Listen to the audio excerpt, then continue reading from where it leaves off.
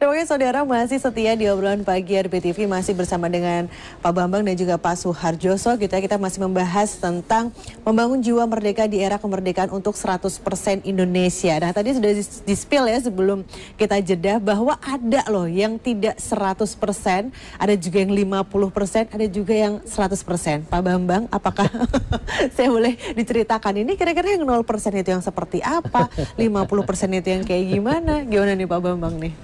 Ini ya, jadi bicara matematika kebangsaan. Matematika.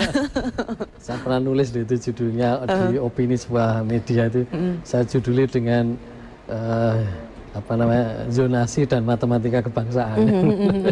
Oke, saya spill sedikit nanti. Baik, kalau ditanya tentang apa ada yang tidak 100% Indonesia, simpel saja saya berpikirnya itu. Kalau masih ada korupsi di Indonesia, berarti itu masih belum 100% Indonesia. Karena ketika dia diberi mandat oleh rakyat ya, melalui sistem yang ada di dalam mekanisme negara untuk mengelola negara, tetapi justru dia mengambil keuntungan tadi, kepentingannya tidak sebesar-besarnya untuk kemakmuran rakyat, tetapi untuk dirinya, untuk kelompoknya, berarti itu tidak 100% Indonesia. Apalagi jelas-jelas kalau korupsi itu kan sebuah praktek yang sebenarnya itu kalau dalam bahasa itu, hukum itu kan menjadi apa itu istilahnya tidak sebuah kriminal yang biasa, tetapi itu adalah sesuatu yang seharusnya memang dihindari. Kenapa? Contoh misalnya yang sudah dipublish tentang timah yang 271 triliun. Kita bayangkan aja kalau salah satu kabupaten di Kulon Progo ini itu APBD-nya itu hanya 1,7 triliun. Artinya kalau 171 triliun itu kan bisa untuk berapa? 100 tahun. 100 tahun. Dan itu hanya dinikmati oleh beberapa kelompok. Itu kan artinya dia tidak sedang 100% Indonesia. Bayangkan kalau timah kita, emas kita, minyak kita, tambang batu bara kita, apapun yang itu semua dari Indonesia dan digunakan juga untuk 100% Indonesia, kita sudah makmur sejahtera. Dari itu saja, satu sektor aja sudah ada keluar angka 271 triliun. Kita nggak tahu yang lainnya berapa angkanya. Tapi mudah-mudahan tidak terjadi korupsi. Cukup saja yang timah itu saja, 271 triliun. Nah artinya bahwa ini yang menjadikan bahwa kita terhambat untuk menuju cita-cita itu ya bukan orang lain ya, karena eksekutornya atau yang diberi mandat oleh rakyat tidak menjalankan untuk 100% Indonesia.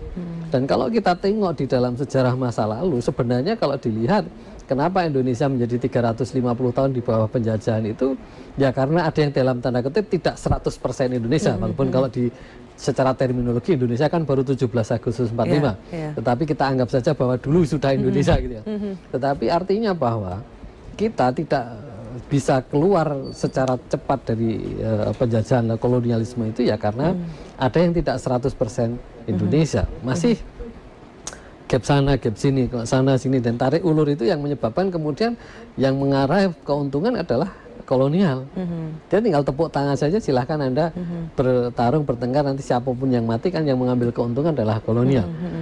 Salah satu contoh adalah ketika di dunia atau di Nusantara Timur Indonesia itu, ini sangat terkenal ya, ketika dulu penguasa di sekitar Sulawesi ke timur itu kan Gua Talo, Sultan Hasanuddin Ayam Jantan dari timur. Dulu sebenarnya Belanda pun tidak mudah untuk mendekati Gua Talo itu. Dia perlu waktu lebih dari 30 tahun baru dia bisa mendekati Gua Talo. Karena memang dulu Sombaobu itu bandar internasional, itu penguasa besar itu Gua Talo. Sampai suatu saat akhirnya Belanda menemukan ada rivalitas antara Gua Talo dengan Bone, Rupalaka itu. Maka kemudian diadulah itu. Dan kita tahu bahwa akhirnya Gua Talo dikeroyok oleh Bone, Sopeng, Ternate, Buton dan seterusnya, plus Belanda tentu saja. Akhirnya terjadilah perjanjian Bongaya jatuh. Nah artinya itu kan tidak 100% Indonesia. Padahal sebenarnya kan nanti keuntungannya tetap oleh kolonial Belanda. Maka Belanda tepuk tangan, oke, saya masih lanjut menguasai Anda. Toh kita tahu semua bahwa akhirnya semuanya kerajaan-kerajaan yang ngeroyok Gua Talo itu tetap di bawah Belanda juga. Dan akhirnya juga dihapus. Demikian juga dengan yang lain-lain. Hampir sama sebenarnya, serupa seperti itu ketika ada konflik kepentingan, terus kemudian Belanda numpang di atasnya. Bahkan ketika hitungan 350 tahun itu artinya kalau kita hitung sebenarnya dari ketika pertama Cornelis de Houtman itu mendarat di Banten tahun 1595. Padahal sebenarnya kita belum penjajahan waktu itu. Tapi kita tahu bahwa ketika Belanda datang di Banten diusir. Tapi dia datang lagi dan dia mendekati putra mahkota Sultan Haji. Akhirnya bapak anak ini diadu. Akhirnya Sultan Ageng Tirtayasa kalah, Sultan Haji yang menang. Ini kan karena tidak 100% Indonesia, tetapi akhirnya pemenangnya adalah kolonial. Nah kalau ini masih terjadi di saat ini, hanya kita tidak tahu siapa kolonial Belandanya dalam tanda kutip itu, maka kemudian menyebabkan tidak 100% Indonesia. Apalagi kalau sebenarnya tidak ada Belanda, tapi malah justru kita yang menjadi kolonial di negeri sendiri.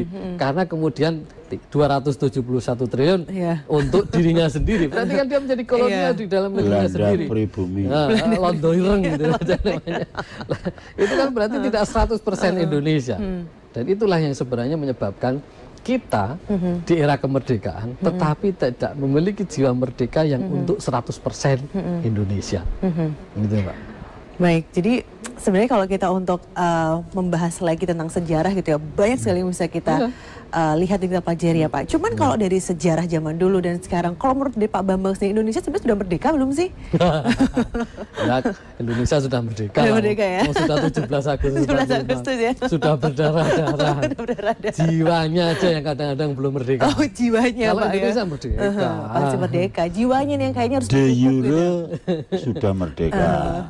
Tapi bahkan disusul dengan pernyataan Ngarso Dalem dan Sri Paduka Pakualam, Indonesia maaf Keraton dan Pakualaman ikut mendukung Indonesia.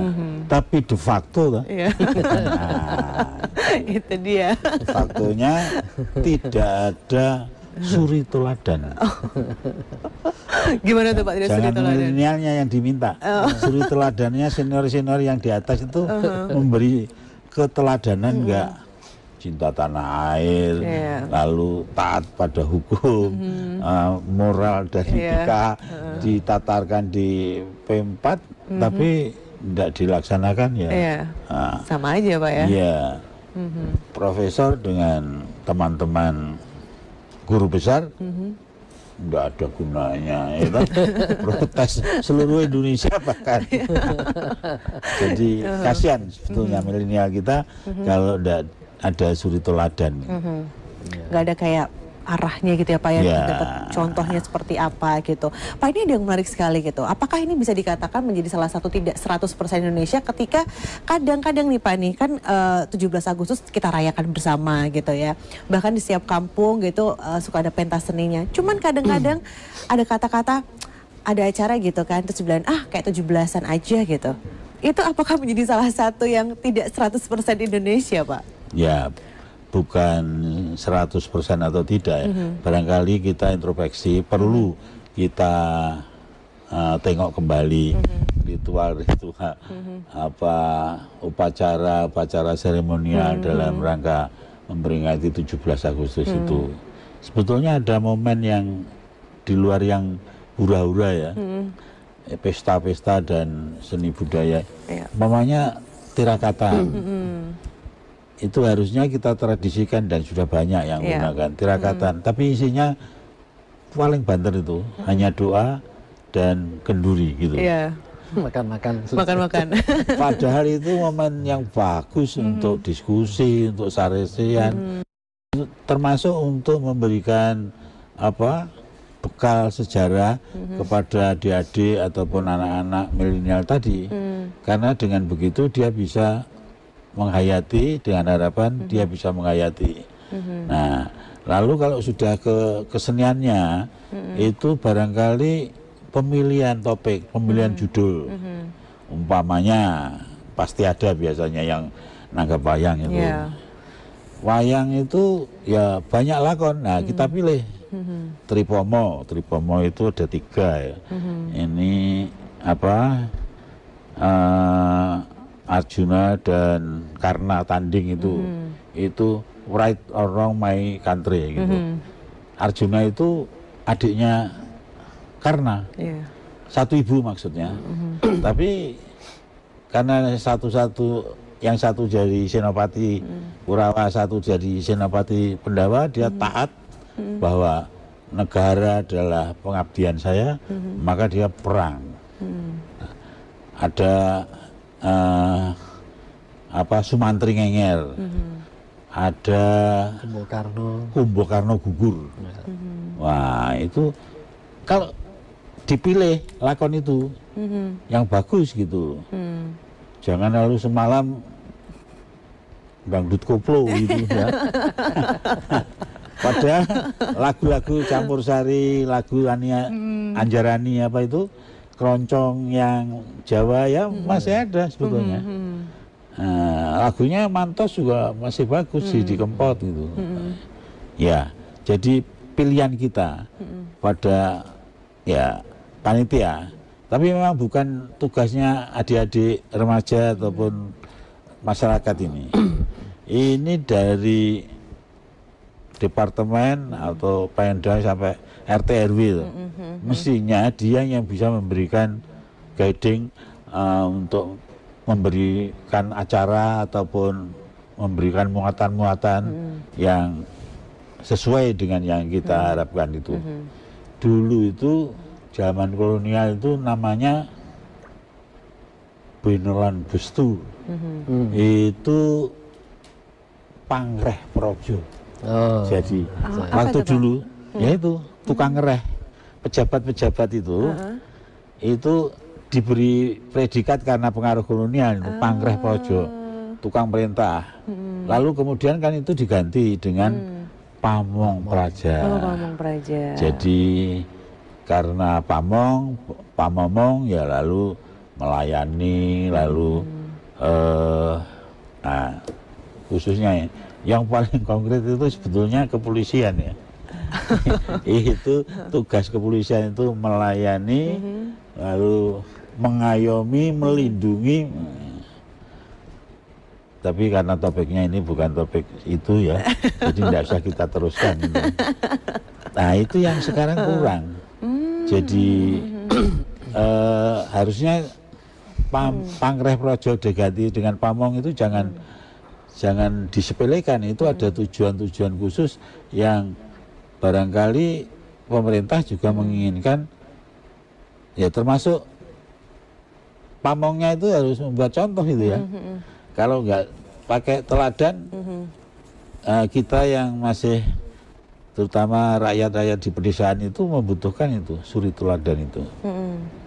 Baik, jadi emang banyak aspek juga gitu ya Pak ya, untuk akhirnya bisa menjadi 100% gitu Indonesia banget. Tapi setuju nggak nih Pak Bambang gitu dan juga Pak Soeharjoso mengenai kalau zaman sekarang nih kayaknya udah semakin menipis nggak sih rasa jiwa Indonesianya banget. Nah mungkin nanti ya Pak ya kita akan dijawab ya setelah yang satu ini. Jangan kemana-mana, tetap di Obrolan Pagi RPTV.